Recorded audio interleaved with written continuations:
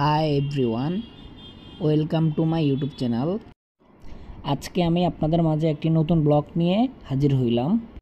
আজকে ফ্রাইডে, এখন হলো 3:32 বাজে। তো ভাবলাম একটু ঘুরে আসি। কোনো প্ল্যান নাই, আসলে এভাবে বের হয়ে গেছি কোনো প্ল্যান ছাড়াই। দেখি কোথায় যাইতে পারি আপনাদেরকে নিয়ে। আপনারা পুরো ভিডিওটি দেখবেন, এনজয় করবেন। তো যারা যারা আমার ইউটিউব চ্যানেলটি সাবস্ক্রাইব করেছেন তাদের সবাইকে অসংখ্য ধন্যবাদ।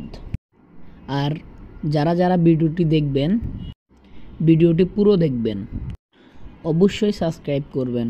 অনেকে আছেন ভিডিও দেখে চলে যান।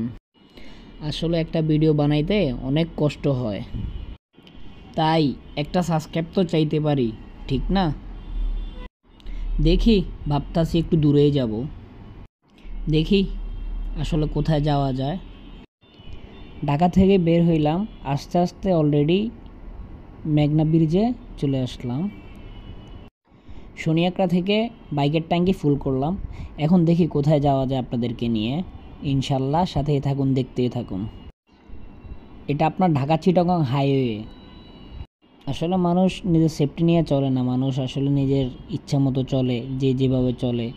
এই হাইওয়েতে বেশিরভাগ গাড়ি উল্টা আসে, অটো রিক্সা, ভ্যান গাড়ি, এগুলা সব উল্টা আসে। এগুলার কারণেও আসলে রোডে অনেক ক্ষয়ক্ষতি হয়। দেখে বুঝে না শুনে আসলে উল্টা পার হচ্ছে মানুষ। কি বলবো, আসলে এদেরকে বলার কিছু নাই। দেখেন ট্রাকটার কি অবস্থা।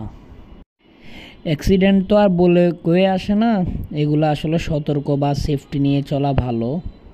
এই বাইকটা কিনে যখন আমি 1500 কিলো হয়েছে, যখন মেবি 1200 কিলো, তখন আমি ফার্স্ট সার্ভিসিং দিয়েছিলাম। ফার্স্ট সার্ভিসিং দিয়ে আমি কক্সবাজার চলে গেছিলাম। তখন তো আসলে ব্লগিংয়ের চিন্তা ভাবনা করি নাই, যার কারণে ব্লগ করা হয় নাই। না হয় যার কারণে ঢাকা আর কক্সবাজার একটা ব্লগ হয়ে যেত ইনশাল্লাহ। রিসেন্টলি ইনশাল্লাহ যাব আবার কক্সবাজার, সাথে কিন্তু কক্সবাজার আর ঢাকা হাইওয়ের একটা ব্লগ চলে আসবে ইনশাল্লাহ। আর এবার গেলে দিনে যাব, তখন তো গেছিলাম রাতে, মানে ভোর ভোর টাইমে বের হব। ভোর ভোর টাইমে বের হলে অস্থির একটা ভিউ পাওয়া যাবে। দেখেন ভদ্রলোকটার কি অবস্থা, উনি হাইওয়েতে গাড়ি চালাচ্ছে। হ্যাঁ, তো উনি হয়তো মেবি এখানে লোকালই হবে। তো দেখেন ওনার গাড়ির স্পিড অনেক বেশি ছিল। হ্যাঁ, আর ওনার মাথায় কোনো হেলমেট নাই, কোনো সেফটি নাই। অ্যাটলিস্ট হাইওয়ে কিন্তু রাইড করতেছে। তো দেখেন এগুলোর কারণে আসলে হাইওয়েতে অনেক প্রবলেম হয়। হেলমেট নাই, সেফটি গার্ড নাই, গাড়ি চালাচ্ছে উড়াধুরা। কী অবস্থা দেখেন, সাপ্রি রাইডারের মতো গাড়ি ড্রাইভ করতেছে। তার বাইকের স্পিড 100+ হবে অ্যাটলিস্ট। যেহেতু আমার 98 95 অ্যাভারেজ, তাহলে ওর এর থেকে বেশি হওয়ারই কথা। কারণ যদি সকাল সকাল বের হই তাহলে আপনাদেরকে সবাইকে ভিউগুলো দেখাতে পারবো অ্যাটলিস্ট, মানে প্রপার যে ভিউটা সেটা দেখতে পারবেন। রাস্তাটা দেখুন, পুরা অস্থির। মনটা চাইতেছে এখনই কক্সবাজার চলে যাই, বলে আর বোঝাতে পারবো না এই ফিলিংস। রোডের ভিউটা কেমন বলবেন কিন্তু কমেন্টে। এই রোডগুলো একদম ভালো না আসলে, উঁচু নিচু উঁচু নিচু। যেই কোনো সময় বাইক নিয়ে আসলে স্লিপ বা পড়ে যেতে পারি। সবাই আসলে এই রোডে একটু বাইকটা সাবধানে রাইড করবেন। আসলে হাইওয়েতে আসার একটা রিজন ছিল, রিজনটা হচ্ছে এই ভিউটা আসলে দেখার জন্য, আর আপনাদেরকেও সাথে উপভোগ করার জন্য এই ভিউটা আসলে নেওয়া। দেখতে থাকেন, উপভোগ করেন, আপনাদেরকেও দেখাতে, প্লাস আমি নিজেও দেখতে আসছি। রাস্তাগুলো যদি আরও সুন্দর হইতো বা আরও স্মুথনেস হইতো তাহলে রাইড করে আরও বেশি মজা পাওয়া যেত। আর মাঝে মধ্যে হাইওয়ে বাসগুলো যে চাপাচাপি করে, আল্লাহু আকবার। দেখেন দেখেন দেখেন, প্রাইভেট কারে মেলা লাগে গেছে, এক একটার সাথে পাঞ্জা লাগতেছে। কি অবস্থা দেখছেন, মানে কেউ কাউরে সাইড দিব না, কে কার আগে যাইব এটা নিয়ে পাঙ্গা লাগে।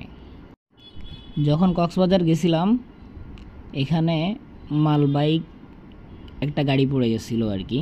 এটা আপনার দাউদকান্দি যাওয়ার আগে আর কি, যে ব্রিজে ওঠার আগে এখানে পড়ে গেছিলো আর কি। এটা আমার স্পষ্ট স্মরণ আছে এখনও। মানে এত মাল নিয়েছে আর কুলাইতে পারে নাই, মানে ওভারলোড হয়ে গেছে পুরা। তার জন্য গাড়ি উল্টে পড়ে গেছিল, প্রায় 2 ঘন্টার মতো এখানে অপেক্ষা করতে হয়েছিল, জ্যাম লেগে গেছে। তারপরও বাইক ছিল বলে চিপা চাপা বা আপনার যেভাবে হোক বের হয়ে চলে আসছি আর কি। ঠিক যদি বাস হইতো তাহলে তো অনেক টাইম লেগে যেত। যারা গাড়ি নিয়ে আসছে তারা হয়তো 3-4 ঘন্টা বসে থাকতে হয়েছে। গাড়িটা আসলে এমনভাবে পড়ছে পুরো রাস্তায় ব্লক হয়ে গেছে, মানে যাওয়ার কোনো স্কোপ ছিল না। শুধু ছোট গাড়িগুলা বা বাইক এভাবে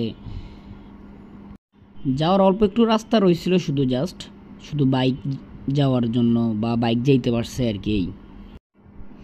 আমার থেকে আসলে সেই মজা লাগতেছে বলে আসলে বোঝাতে পারবো না, এত মজা লাগতেছে হাইওয়ে রাইড করে। আসলে ঢাকা চট্টগ্রাম হাইওয়েতে দিনের বেলায় রাইড করে সেই মজা লাগে, কারণ আপনার অস্থির ভিউ আছে, মানে রোডটা ক্লিয়ার, সেই ফিল পাওয়া যায়। এটা বলে আসলে বোঝানো যাবে না, মুখেও বলা যাবে না, বা মুখে বললেও আপনাকে আমি বলে বোঝাতে পারবো না যে এতটা ফিল বা এতটা মজা লাগে। এই রাস্তায় আসলে গাড়ি চালাইতে অনেক সময় ভয় কাজ করে, কারণ কোন দিক দিয়া বাস বের হয়ে যায়, কোন দিক দিয়া বাইক বের হয়ে যায়, কোন দিক দিয়া মানুষ বের হয়ে যায় হুট কইরা।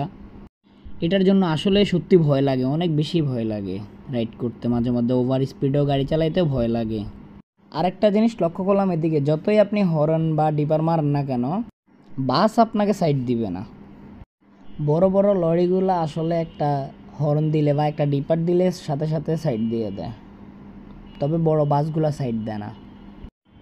আসলে তারা বাইকে কি মনে করে বুঝি না, কোনো সাইড দেয় না, কোনো রেসপন্স করে না। তাদেরকে হর্ন দিলে তারা উল্টা আরও খেপে যায়। আসলে হাইওয়েতে তাড়াহুড়ার করার কিছুই নেই, ধীরে স্থিরে যাওয়া ভালো। নিজেও সেফলি রাইড করা যায়, সেফলি যাওয়া যায়, এখানে কোনো হাই উতাসের কোনো কিছু হয় না। দেখেন বাসটার অবস্থা, তারা আমি হর্ন দিতেছি, আমার কোনো সাইড দিতেছে না। আসলে হুটহাট করে বের হয়ে যাওয়ার এটার মজা একটা আলাদা। হুট করে বের হয়ে গেলাম, হুট করে ঘুরলাম ফিরলাম, নিজেকেও একটা শান্তি ফিল করলাম, নিজেরও ভালো লাগলো। আশা করি হয়তো আপনাদেরও ভিডিওটা খুবই ভালো লাগছে। তবে যারা ভিডিওটা দেখবেন সবাই সাবস্ক্রাইব করবেন, সাথে থাকবেন, শেয়ার করবেন, লাইক